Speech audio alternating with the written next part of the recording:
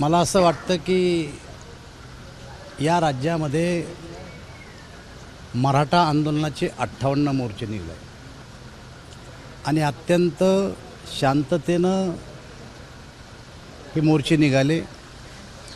केवळ शांतताच नाही तर या मोर्चामध्ये एखाद्या मराठा समाजाच्या बांधवानं जर काडी कचरा टाकला असेल तर तो काडी कचरा उचलण्याचं कामसुद्धा त्या काळातल्या मोर्चातील मोर्चेकऱ्यांनी केलं. आणि एक उदाहरण या देशाला दाखवून दिलं की मोर्चा कसा असावा. कुठल्याही प्रकारचं हिंसक वळण नाही, कुठल्याही प्रकारचं गालबोट नाही, कोणाच्याही बद्दल एखादा आकर्षित होऊन भाषण केलेलं नाही, कोणत्याही नेत्यानं भाषण केलेलं नाही. केवळ एक शाळेतल्या छोट्या मुली अधिक विद्यार्थी स्टेजवर जायचे आणि सर्व राजकीय पक्षाचे नेते हे खाली बसून ऐकायचे. एवढं चांगलं आंदोलन या राज्यामध्ये झालं होतं. आत्ता हे जे आंदोलन चाललं आहे हे मराठा समाजाला आरक्षण द्यावं यासाठी चाललेलं हे आंदोलन आहे. मी स्वतः मराठा आहे. आम्हाला सगळ्यांना असं वाटतं की मराठा समाजाला आरक्षण मिळालं पाहिजे. परंतु हे आरक्षण देताना कोणाचं तरी आरक्षण काढावं आणि आम्हाला आरक्षण द्यावं ही आमची भूमिका नाही, आमच्या पक्षाची भूमिका नाही आणि जवळपास सर्वसामान्य लोकांची ही भूमिका आहे. या राज्याचे मुख्यमंत्री देवेंद्र फडणवीस असताना त्या काळामध्ये मी राज्याचा अध्यक्ष होतो. 58 मोर्चे निघले त्या टायमाला मी राज्याचा अध्यक्ष होतो. आम्ही बार बसून हे आरक्षण कसं देता येईल याचा अभ्यास त्यावेळेस देवेंद्रजी फडणवीस आणि आमच्या टीमनं केला आणि टिकणारं आरक्षण देण्याचा प्रयत्न केला. आरक्षण दिलं, मागासवर्गीय आयोग नेमला, गायकवाड आयोगाचा रिपोर्ट घेतला आणि त्यानंतर ते आरक्षण दिलं. विधिमंडळामध्ये ठराव पास केला आणि आरक्षण दिल्यानंतर हे चॅलेंज होणार हे आम्हाला अपेक्षित होतं. आरक्षण चॅलेंज केलं गेलं आणि आरक्षण हे हायकोर्टामध्ये टिकलंसुद्धा. ही स्पष्ट भूमिका देवेंद्र फडणवीसची त्या काळामध्ये होती. आरक्षण टिकलं, परंतु त्यानंतर सत्तांतर झालं. सुप्रीम कोर्टामध्ये हे आरक्षण टिकवायसाठी हायकोर्टात आरक्षण टिकल्यानंतर त्याला सुप्रीम कोर्टात चॅलेंज केलं गेलं आणि सुप्रीम कोर्टात हे आरक्षण टिकावं म्हणून त्यासाठी जी काही वकिलाची फौज उभी करून नामवंत वकिलाला आणून उभं करायला पाहिजे होतं. मला असं वाटतं त्या काळात त्या सरकारनं ते केलं नाही आणि त्यामुळं सुप्रीम कोर्टामध्ये हे आरक्षण रद्द झालं. सुप्रीम कोर्टात आरक्षण रद्द झाल्याच्या नंतर मराठा समाजाला त्याबद्दल एक वेगळी भावना झाली की आरक्षण मिळायला पाहिजे होतं. परंतु त्यानंतर जरंगेने छोट्या छोट्या गावात अशा प्रकारच्या आरक्षणाच्या बैठका घेतल्या, त्यांना प्रतिसादही मिळाला. आम्ही त्या काळात जाऊन त्यांना भेटलो. परंतु आंतरवाली टिंबी या ठिकाणी जेव्हा आरक्षण झालं आणि पोलिसांमध्ये आणि त्यांच्यामध्ये जो संघर्ष झाला तेव्हापासून तर आत्तापर्यंत हा महाराष्ट्रामध्ये आरक्षणाचा प्रश्न चालू आहे. तमाम मराठा बांधवांना असं वाटतं आरक्षण मिळावं, मीही त्याच मताचा आहे. परंतु ज्या उद्देशानं हे आरक्षण द्यावं ही सुरुवात झाली, मला असं वाटतं आता या आरक्षणानं वेगळं वळण घेतलेलं आहे. काल जे केलेले आरोप आहेत देवेंद्र फडणवीसवर हे धांदात खोटे आरोप आहेत.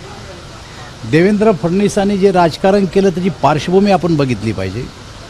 भारतीय जनता पार्टीनं जे आत्तापर्यंत सर्व समाजाला सोबत घेऊन राजकारण केलं तीही पार्श्वभूमी लक्षात घेतली पाहिजे.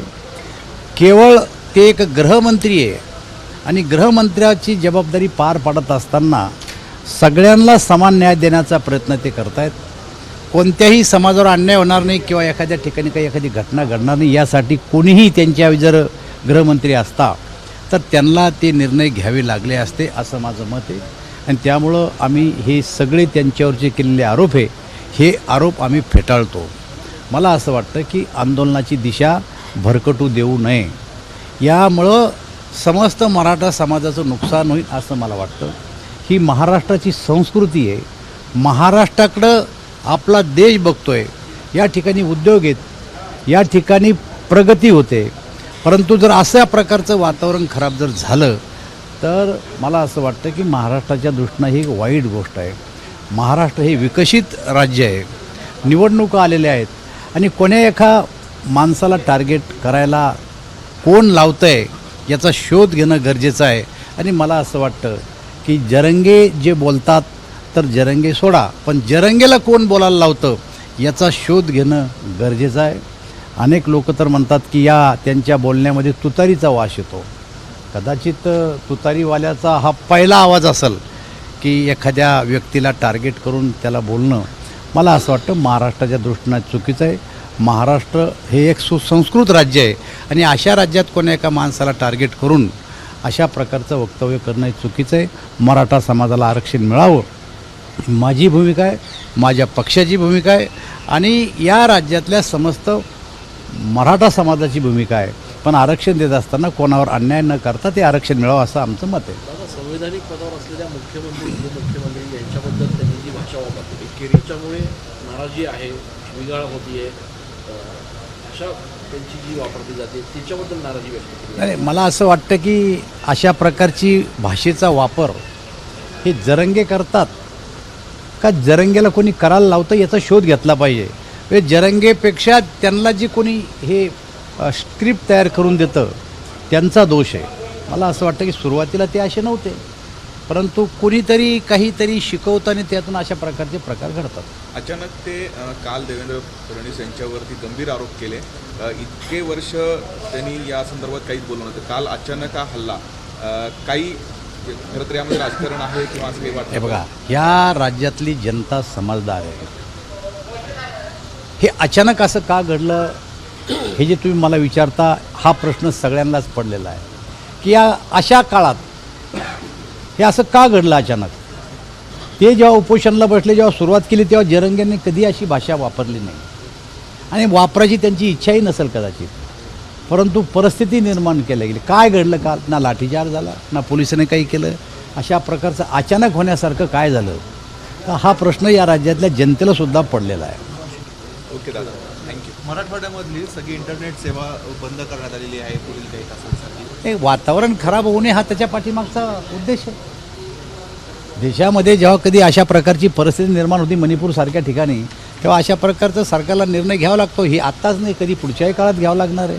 आणि त्यामुळे ते काही विशेष असं काही नाही आहे. आपण तिथूनच आहात जालना, आपण काही त्यांची समजूत घालणार आहात का? आपण काही जरंगे हे माझे मित्र आहेत. अनेक वेळेस आमच्या गाठीभेटी झालेल्या आहेत. मी जरंगेच्या घरी गेलेलो आहे.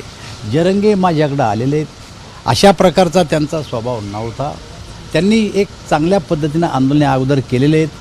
परंतु कालची घटना पाहता असं लक्षात येतं की जरंगे काय बोलले याच्यापेक्षा जरंगेने जरंगेला कोणा बोलायला लावलं याचा शोध घेणं गरजेचं आहे. ते परत आता अंतरवालीला जाणार आहेत आणि तिथे समाजाची बैठक घेणार आहेत, ग्रामस्थांची बैठक घेणार, पुढची दिशा ठरवणार आहे.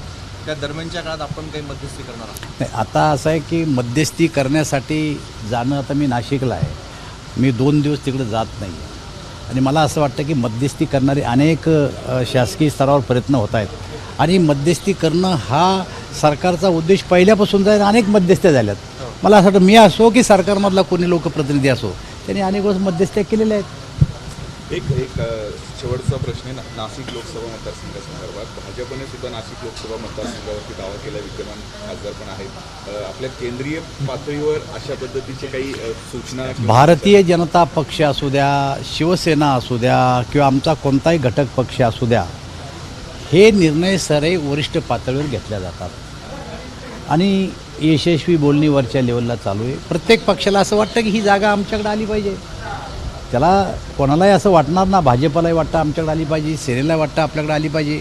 परंतु हे निर्णय घेण्याचे अधिकार हे काही स्थानिक पातळीवर नाही, हे उच्च पातळीवर हे निर्णय होतील आणि जो कोणता निर्णय होईल त्याला जर भाजपला मिळाली तर सगळे काम करतील, सेनेला मिळालं तर आम्ही सगळेजण कार्यकर्त्याचं काम करू. त्यामुळं हा निर्णय आमच्या पातळीवर होऊ शकत नाही. पण वरिष्ठ पातळीवर चर्चा होण्यापूर्वीच पालकमंत्री म्हणतात की कुठल्याही परिस्थितीत ही जागा शिंदे गटाला राहणार. असं आहे का? शिंदे गटावाले म्हणते आम्हालाच राहणार, आम्ही म्हणतो आम्हालाच राहणार. पण हा निर्णय तुम्ही विचारता म्हणून बोलावं लागतं. चूप राहून जमणार आहे का आम्हाला? तुम्ही विचारू नका, त्यामुळं आम्ही चूप राहू. तुमच्या विचारण्यातून प्रश्न निर्माण होतात. ते थँक्यू दादा. एबीपी माझा, उघडा डोळे बघा नीट.